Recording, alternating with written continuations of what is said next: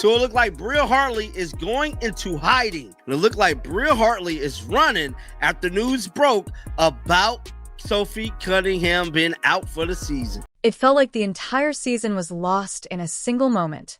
Sophie Cunningham collapsed, clutching her knee, while Bria Hartley walked away with a smirk. Minutes later, Indiana confirmed the nightmare, an MCL tear. Sophie is done for the year. Her family immediately begged the league to finally protect its players. But instead of concern, Hartley looked like she was enjoying the chaos. That smirk alone had fans furious, but what happened next made it even worse. Clips of the moment went viral, and then Hartley made a move that many are calling a sign of guilt. What exactly did she do? We'll break that down in just a minute. The question now is simple. Is this who Bria Hartley really is? Is she trying to cover her tracks now that a suspension could be coming? Or was this just a dirty play that crossed the line? Drop your thoughts in the comments. Do you think Hartley meant it? Let's get into it. This picture is going viral with Bria Hartley with the sinister grin, right? This malevolent look that's on her face right now. Clearly smiling after injuring Sophie Cunningham, man. But the moment that kept replaying across social media wasn't Sophie on the floor, it was what happened right after. As trainers rushed to Cunningham, the cameras caught Hartley glancing back with what many called a grin. That single freeze frame lit the internet on fire. Fans weren't debating the collision anymore. They were dissecting that look. Clip after clip, pause after pause. People insisted the expression said everything about Hartley's intent. It wasn't just a foul anymore, it was personal. Is the play that just occurred. That's like she tries to slide over right there, and Hartley just kind of falls and makes collision with that lower leg. You see her immediately grab it. And she went down hard and was clearly in a lot of pain. The play itself was messy, almost out of nowhere. Up until then, both teams were trading baskets, keeping the pace tight. Then Hartley came barreling in at an awkward angle, colliding with Sophie's planted leg. Cunningham dropped instantly, clutching her knee as the arena went silent. But outside the arena, the conversation took a different turn. Social feeds weren't just replaying the fall, they were zeroed in on Hartley's reaction. Clipped highlights of her looking back, almost smirking, became the fuel for outrage. Oh, and Cunningham is down. My goodness.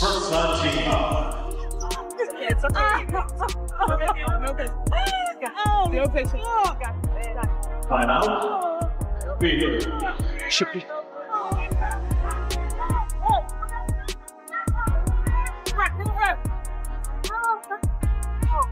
Scary moment as we went to commercial. Sophie Cunningham hit the floor hard, and she is being helped off the floor, heading back to the locker room. Context only poured gasoline on the fire. Hartley wasn't stepping into this moment with a clean slate. She already carried a reputation that made fans second-guess her intentions. In recent seasons, she'd been tossed from games after overly physical run-ins. And most infamously, she was at the center of a heated clash with Angel Reese, one that escalated into a hair pull and left a lasting stain on her image. So when fans saw that smirk after Sophie went down, it wasn't just about one play. It felt like part of a larger pattern. Atkins, 7 to shoot. Cardoso rolls, catch. Cardoso over the top, can't get it. Reese fights for the rebound and a foul, and this time gets a little chippy and a shove on Nelson Ododa. And listen, this arena, typically we'll see some ringside fights. And so when cameras caught that smirk just seconds after Sophie's injury, Hartley's history wasn't forgotten. It became fuel. Those past altercations were suddenly back on the table, woven into the debate. To fans, it wasn't just an unfortunate look. It felt like part of a bigger pattern, even if no official ruling on intent had been made. So Mike put this up about an hour ago. He said to all of those defending Bria Hartley, look at what she liked on Instagram. Emo, she's the dirtiest player in the league and should be kicked out. Most recently, Sophie Cunningham has been hurt with the knee tear and is out for the season. Look at this. Look at this. Now, Bria is the definition of consistency. Now, this is her liking this. This is her liking this post. Y'all see that? Breezy, 1414, and others Bria is the definition. She's liking this post. Look at this. Death taxes and Bria Hartley always being at the scene of the crime. Now that's her choke slamming Angel Reese. Still, the injury shifted the entire narrative. This wasn't a knock Sophie could just shake off. Tests confirmed an MCL tear, ending her season on the spot. What might have been brushed off as unlucky basketball contact instantly transformed into the flashpoint for a much bigger debate: player safety and accountability across the league. Maybe you should focus, her sister. Maybe you should focus less on fining players for commenting on your poor officiating and more about hiring officials that are capable to call a consistent game and protect your athletes. Pathetic.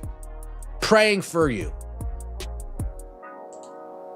The only good thing positive surrounding Sophie Cunningham coming out of this game, she looked in good spirits in the locker room. And yet, before the league or any analyst could weigh in, the outrage came from the people closest to Sophie, her family.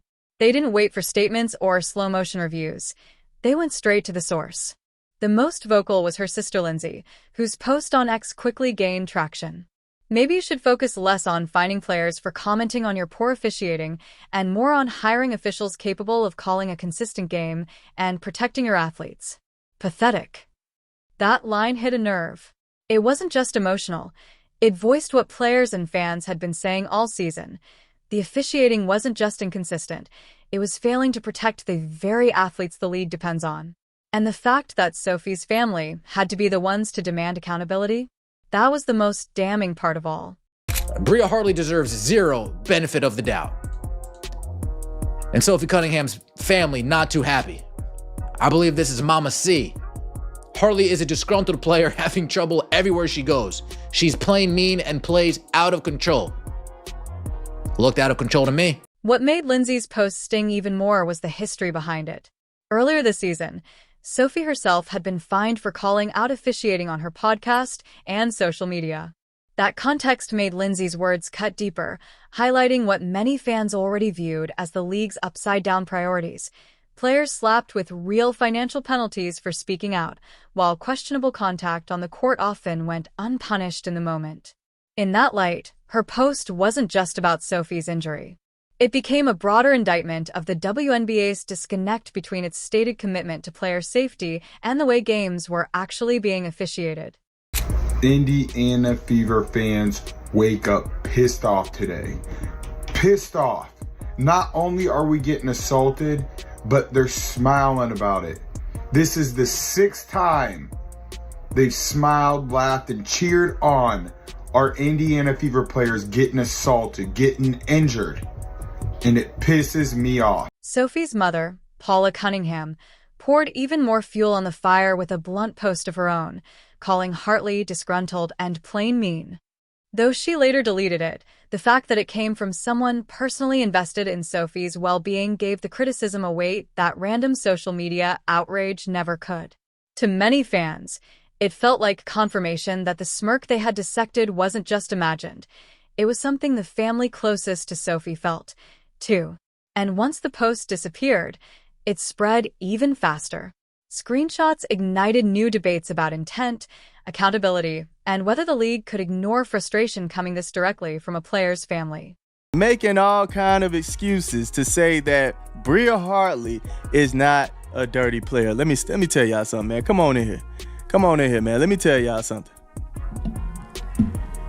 If it quacks like a duck, walks like a duck, eats like a duck, it's a duck, man. Come on, man. She is the dirtiest player in the WNBA right now, winning the trophy. All right? Winning the trophy for it. Don't sit here and try to tell me Bria Hartley is not a dirty player. Meanwhile, the officiating itself became impossible to ignore.